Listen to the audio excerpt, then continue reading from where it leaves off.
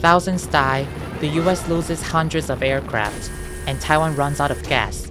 These are the possible outcomes of a Chinese blockade of Taiwan in 2028, according to a wargame report by CSIS, a Washington-based think tank focused on geopolitical issues. A potential attack on Taiwan started to grab the world's attention back in 2022, when China reacted strongly to then House Speaker Nancy Pelosi's visits to the country.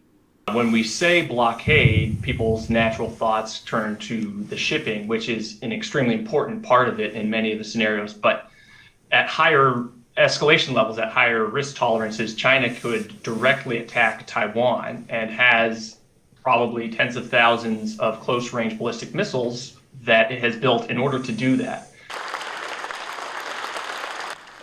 In the simulations, Chinese President Xi Jinping orders the China Coast Guard and maritime militia to position themselves around Taiwan, attempting to stop shipping headed for the country. The action disrupts international trade and the world economy. Taiwan rejects China's legal arguments and decides to resist. The casualties could include thousands of deaths, and for the US, a loss of hundreds of aircraft and dozens of warships. This raises a question over whether the US would be willing to intervene in a real blockade. Blockade is covered under the Taiwan Relations Act, and yet there may be more reluctance. This may be a harder sell for the American public, or political leaders may be more reluctant to get involved in it if it is a blockade. Without US intervention, the report says Chinese submarines and sea mines would still manage to destroy 40% of ships trying to reach Taiwan, even with the maximum efforts by Taiwan's military and US supply munitions. To make it worse, Taiwan would be at risk of running out of natural gas in 10 days, losing nearly half of its power generating capacity. Taiwan would urgently need ships to run the blockade. Airlifts, submarines, and smaller boats, if they could make it past the Chinese lines, could only deliver a fraction of what Taiwan normally needs. However, a blockade doesn't necessarily give China an advantage. For China, it requires expending a lot of military capabilities, especially at higher levels of escalation, for unclear gains. For example, a blockade would also mean high casualties for China.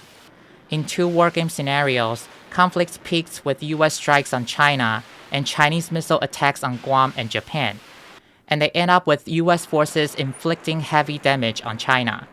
A blockade would also alert other nearby countries and cost China key military resources needed for a full-scale invasion of Taiwan. The United States and its allies and partners need to prepare to counter and end the blockade.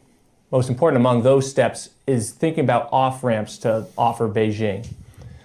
Beijing can't feel like it's painted into a corner and that the only way out is continued escalation. Somehow this conflict needs to end, but without Taiwan making substantive concessions to China.